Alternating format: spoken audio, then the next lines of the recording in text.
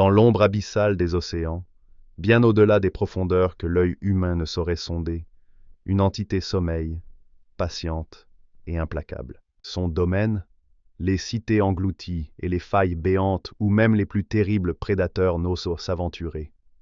Là où la lumière du soleil n'existe plus, où seuls les murmures des abysses résonnent dans une éternelle obscurité, il règne en maître absolu. Son corps, une montagne de chair, de tentacules et de terreur. Sa peau est d'un noir d'encre, striée de cicatrices anciennes, témoins de batailles oubliées. Ses membres serpentins s'étendent sur des dizaines de mètres, capables d'enserrer un navire et de le briser comme un simple jouet. Ses yeux, d'un jaune spectral, luisent à travers les abysses, perçant l'obscurité comme des phares annonçant un funeste destin. Son existence? Une malédiction pour ceux qui osent troubler les eaux qu'ils considèrent comme siennes. Ses tentacules jaillissent des profondeurs pour happer les imprudents, les entraînant vers un néant sans retour.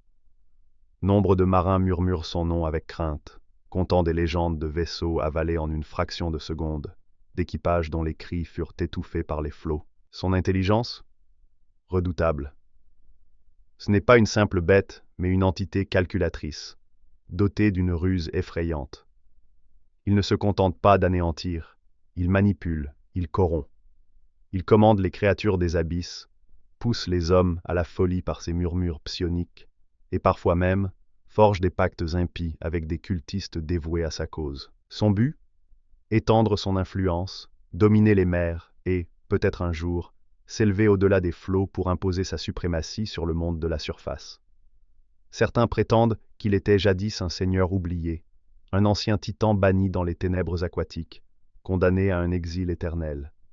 Mais la patience des anciens est infinie, et son réveil n'est qu'une question de temps. Ses ennemis, peu nombreux, osent s'opposer à lui. Certains héros, inconscients de leur folie, tentent de défier son règne. Des peuples sous-marins, comme les Tritons et les Sahuagins, le combattent parfois, mais aucun ne survit bien longtemps face à sa fureur. Même les dieux de l'océan semblent détourner le regard lorsqu'il surgit des profondeurs. Alors, si un jour vous croisez une mer soudainement immobile, un silence pesant où même le vent n'ose souffler, méfiez-vous. Ce n'est pas un hasard. Ce n'est pas une coïncidence. C'est un présage. Une ombre approche. Un cauchemar s'éveille. Je suis un kraken. À la semaine prochaine pour une nouvelle créature. Dis-moi en commentaire quelle créature tu veux voir.